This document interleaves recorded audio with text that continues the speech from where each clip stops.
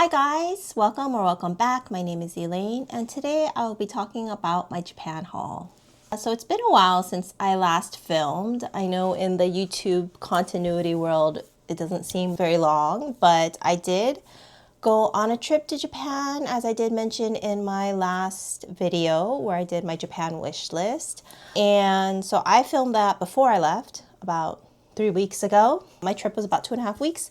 And now I'm back with a Japan haul as well as a little recap of my trip. I'm actually going to do it in 2 parts just because I think I have a lot to say. If you're interested in what I got in Japan and some of my thoughts and experiences traveling there this past winter, please stay tuned. First of all, I'm a huge fan of Zipair, which is sort of like the Southwest of Japan Airlines. So it is a budget airlines. They only fly out of a certain number of airports in the US. Luckily, San Francisco is one of them for us. This is our second time flying that. We flew that 2 years ago. I do talk about it in my blog post here about my Japan trip that I took 2 years ago. Highly recommend it if they do fly out of an airport near you. So we flew into Narita and then it's a late night flight. We basically get there around 1 to 2 a.m. California time. Which is about like 7 something Japan time. And so we went straight to a airport hotel and stay overnight. So we find that that's easiest since Narita is very far from the Tokyo city proper. You know, you're looking at least an hour bus. And once you just get off a long haul flight, you don't want to be traveling more, especially with a child. So we just booked an overnight hotel. Plus it's super cheap compared to any like hotel or lodging that you're going to get in the city. We've tried 2. So last time we've tried the ANA or Anna Crown Plaza.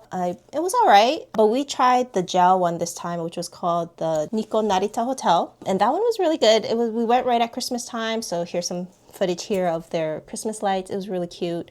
They have multiple restaurants and they also have a konbini.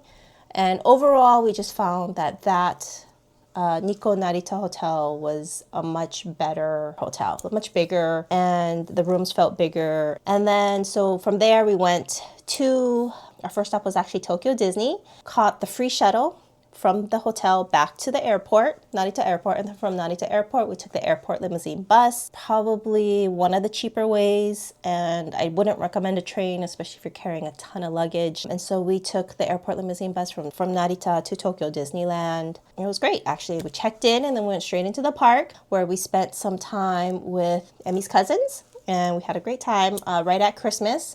So we were there for Christmas Eve and Christmas Day. Japan's not huge on Christmas. They do it up, you know, at Disneyland.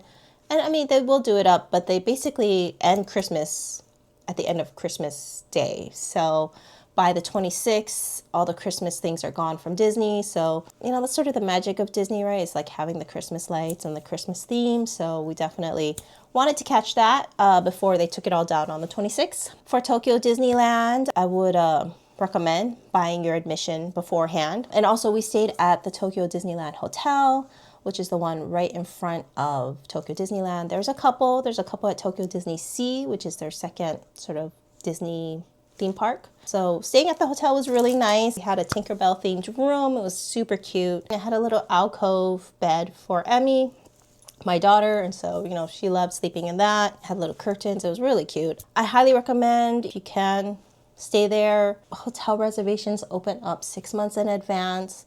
They do book up, especially during the holiday season or busy times. So you do have to do a little bit of planning ahead of time. If you are going to be spending the day with a young child in Disney, it is very nice to get a hotel closer to Disney. So we did Disneyland on Christmas Eve and Disney Sea on Christmas Day. Disney Sea is their newer one and they're constantly improving it. They just opened up a new land, so it's called Fantasy Springs.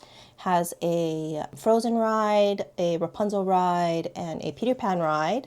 And so that's at Tokyo Disney Sea. I recommend getting there as soon as you can. So because we're staying at the hotel, we got in before gates opened by like 8 o'clock, I think, 8:30. I think gates opened around $9. As soon as you get in, it is worth getting their Disney Premier Access passes.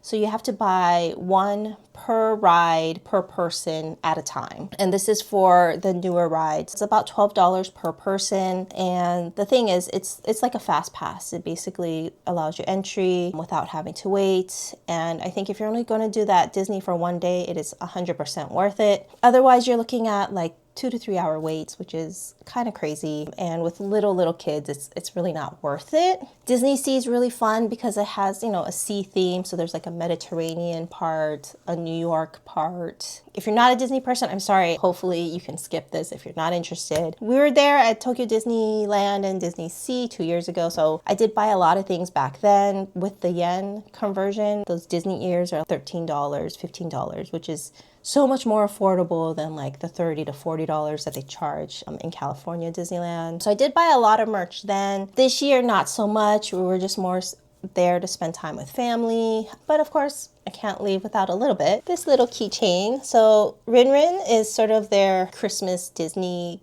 character. It changes every year subtly, like his scarf color, his hat color. So this year, I guess, was a little bit more of like a muted tones. Other than that, I also did get this mini at Tokyo Disney Sea. So this one is in commemoration of their 24th anniversary for Tokyo Disney Sea. So she's sort of like a sea goddess, but it is quite large. It has both a keychain and a safety pin. So if you wanted to, sometimes you'll see Japanese people, you know, putting safety pins of the charms and things like that. And then other than that, I got this, so this is actually my daughter got this. It's a little horse. It's supposed to be a horse because it's the year of the horse.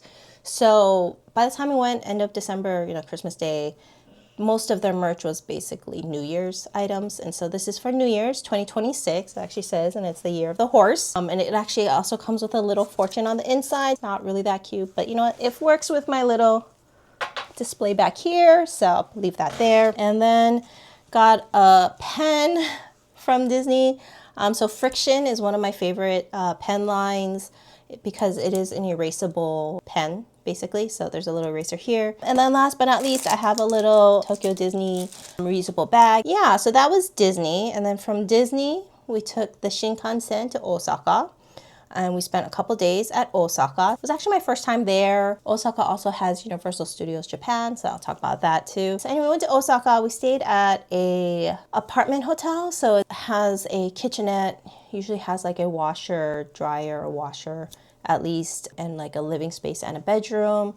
So the last time we were in Japan, we stayed at Section L's, which are same apartment hotels. We liked it because you wouldn't have to eat out for every single meal. You do have laundry. So it's really convenient, especially I think with families. The one that we stayed in Osaka was a apartment hotel called Citadines. It was in the Namba area. So since we didn't really know Osaka, we just kind of chose it for being like near the hustle and bustle Dotonbori, which is sort of like the Times Square of Osaka in my mind.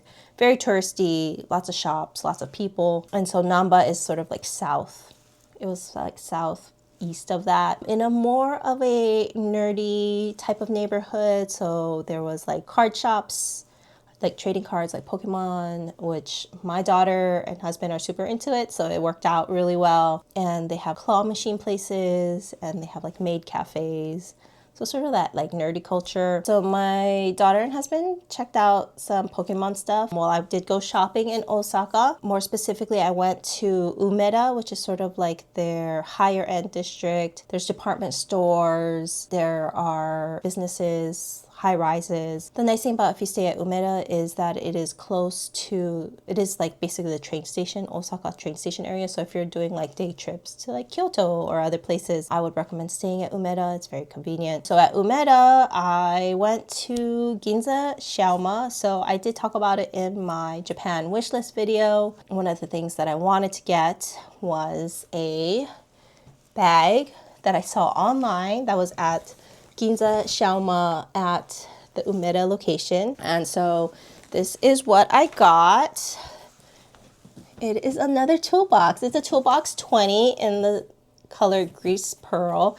It is definitely in a more worn condition, probably a little bit more worn than the pink one that I have, the glycine. This unfortunately did not come with a strap, so I might be ordering one soon, but I did want sort of a more neutral color in the toolbox because I do love the toolbox form factor. I have it stuffed right now because without it, it's actually a little slouchy. It's a little slouchy. Has some wrinkles here. So, I mean, I might get a maybe Zumoni organizer for it. We'll see. But yeah, I mean, it's just a nice neutral toolbox. I love the Toolbox 20. This one was selling for just under $3,000 with the conversion. I knew I wanted to get in person because I didn't want to have to pay the tariffs if I shipped it over. Also wanted to see it in person, make sure it's authentic. It's a good bag. I did use it a couple times in Japan, but it is a little inconvenient without the shoulder strap, especially if I'm with my kids. So hoping to get that soon. But yeah, I love the toolbox. Now I have 2 Toolbox 20s and 1 Toolbox 26.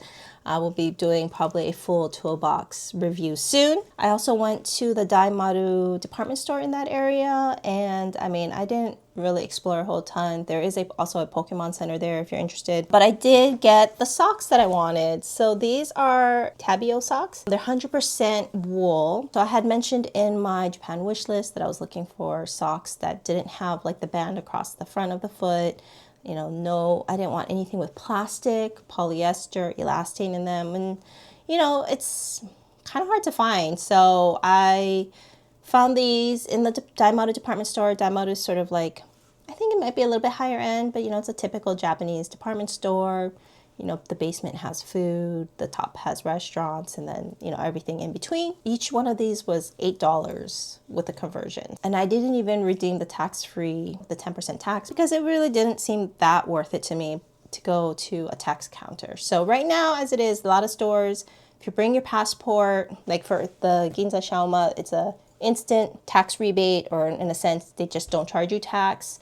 But some of the department stores, you buy it, you have to go to a tax-free counter to get your tax back. That is going to hold true until November of 2026, from what I heard. And then starting at the end of this year, I think everything will be charged tax, and then it is up to you to go to get your tax rebate at the airport like they do in Europe. Anyways, back to the socks. These are Tabio socks. I got them from $8. I looked them up online. They do ship and sell into the US. $35 each. I was like, I would never pay $35 for socks. I have more than these 3. These are just the 3 that I haven't worn yet. I have another, I think, 3 pairs. Super happy to have found these socks. After that, so Umeda, and then I actually just decided to catch the train down to Shinsaibashi. So that's like 1 or 2 stops. When traveling by train in Japan, just a tip, just use Google. Super helpful. They tell you which direction you're going, which train to catch, what time it is. They even tell you which car to be in for the fastest exit. So anyways, I went down to Shinsaibashi, which is sort of like, it's just these narrow alleys of shops on both sides. And I do think they mainly cater to tourists. There was a ton of tourists there. Of course, it was the holiday season. And they do also have a lot of, you know, vintage luxury shops, secondhand shops. And so I gotta say, I think if you're really going to Japan to buy some vintage luxury items, Osaka has much better deals than Tokyo. They might not have as much of a selection, but the prices are a tad better. And then if you're like me, where you like don't really care about Birkins or Kellys and you just want like interesting ones, or, you know, ones that might be a little bit more beat up but have a good price, Osaka definitely is a good place to go. That's where I scored these 2 things. So I walked up and down parts of Shinsaibashi. I didn't actually map it out. I just basically, if I saw a secondhand luxury store, I'll just hop in. If you're interested, I think I might do a short of all the video that I've taken. I used my meta glasses because Japanese people sometimes are a little iffy about videotaping or taking photos. Went into a lot of different stores, selling a lot of Hermes, Chanel, Louis Vuitton. And I'm more specifically interested in Hermes. I'm more interested in like different kinds of Hermes items. And so obviously you can see the things that I got are somewhat off the beaten path, even though I did go into a lot of mainstream stores like Komehyo, Brand Off. I mean, there was a bunch. Orange Boutique. I just kind of just took a look. I wasn't really interested in buying a Birkin or Kelly. But the one that I did find was called Kai Tori Don. So it is basically a hole in the wall. I just kind of went in there on a whim, and that's my kind of store. So I have some video footage here, but it's basically old, beat up, unusual Hermes bags. They also did have some other brands, but you're not seeing like the super pristine flaps and, you know, Chanel flaps and pristine Birkins and Kellys. It was unusual, and that's what I like, because it's a treasure hunt. You don't know what's inside. So I did some digging and I found these two items. So first, this is a eyeglass case, the old school style, but this is made in the vibrato leather. And so I've always been super interested in vibrato. You don't really see it that often in the States. You do see it more often in Japan, but I didn't really want to commit to a vibrato bag. So I saw this vibrato accessory, and I really like these leather colors as well. So it's basically strips of lambskin leather that are glued together to create these stripes. I wouldn't say it's the surface of the lambskin. I would say it's sort of like the edging, all kind of glued together and made as a fabric. And so the texture is actually, it feels very similar to like nubuck. It doesn't feel like lambskin. It's not shiny. It's not smooth, but it has a really interesting texture. It's just really beautiful. I got this for about I want to say $250, maybe $260. Just to have a chance to have something in vibrato was very exciting. And then the second item I got from Kai Toridon is this lizard agenda case, what's it called? Like book agenda cover, lizard agenda cover in black. Beautiful. It actually, at first I thought it might have been a passport case, but it does have a clip here for the notebook. Lizard, unfortunately, is not, you aren't able to purchase that in California. Okay, sorry, hold on. I had to close the curtain. The sun is like starting to come in, and it is super bright all of a sudden. The fog has lifted. Anyways, as I was saying, this is a lizard agenda cover or notebook cover. I want to say it was like $180-ish. Didn't come with a notebook, so using my somewhat limited Japanese, I was able to negotiate switching out, taking this from another agenda and then putting it in here. I think they charged me an extra like $10 for that, which I think is so worth it. So now I have two. So this is the one you'll always see pretty often. I have my video notes in here, ideas, things I want to talk about.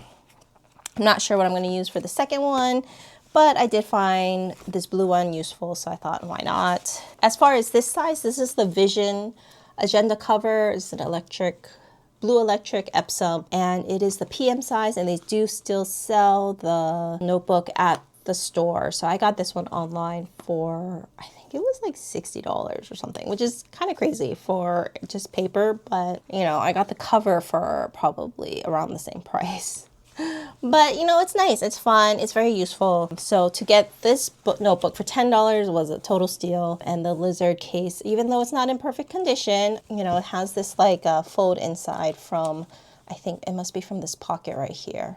So I didn't really buy any bags in Shinsaibashi. I had already purchased this in Umeda, so I was like, I'm not really gonna buy another Hermes bag. And then my last purchase in Osaka was this Rolex. So this is in the 24mm size. It is a black dial, but I thought this was interesting because it does have a machine turned bezel. This was probably one of the cheaper Rolexes that I saw. I got it at a shop boutique called Quark Salon. So there's a couple of those. It's like a chain, you know, they have it in Tokyo, they have it in Osaka. I think they also have it in Yokohama. I was able to find this for under $3,000. So I think it was like about $2,900, and it was tax-free. This is in the 24mm size. It is vintage. After a day of shopping in Osaka, we moved over to Universal Studios. So we stayed at Universal Port Vita, which is like the hotel right next to Universal Studios. We pre-purchased tickets. We also purchased a Access Fast fast pass sort of thing ahead of time because getting into their Nintendo world is very difficult without it. You do have to wait in long lines. So we purchased it ahead of time. We purchased it so that we have morning entry for a lot of the rides, which was a good call because by the time we left around like 1-ish, yeah, there was like huge lines to get into the actual Nintendo World area. So you can't even go in unless you get in early and you sign up to get in. You have to wait, or you buy the fast pass version. And the fast pass also gives you fast access to a select number of rides. That land, sort of like the one in California as well, is pretty small. So they do try to limit the number of people in there because otherwise it's just like a crush of people. And it was already super crowded when we were in there, and then when we left there was huge lines to get in, so it was a lot. But if you've gone to the one in California, the Nintendo World in California, I would say it is pretty much the same in Japan. But I do think if you have like younger kids, in general, Universal Studios Japan is more fun for them. There's more kiddie rides, there's more like kid lands, so there's like a Sesame Street area, a Snoopy area, and they also have Hello Kitty. So if you're also into Hello Kitty, they have a Hello Kitty sort of area, Hello Kitty rides. So in that sense, I think Universal Studios Japan for like young kids is better than Universal Studios California. A couple of things that I did get at Universal Studios Japan is Snoopy items. I think it's so cute. They have, this one I think is just themed for 2025, 26. And then this one is their Christmas version of Snoopy. Their Snoopy merch is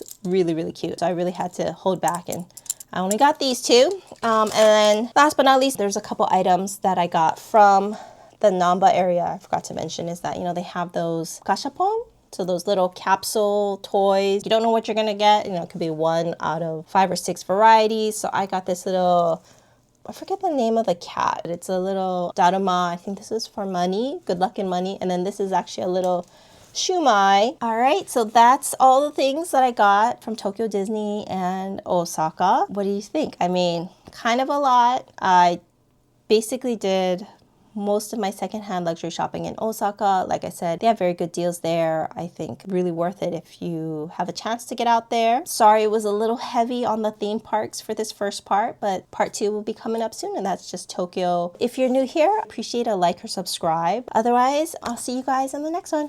Bye.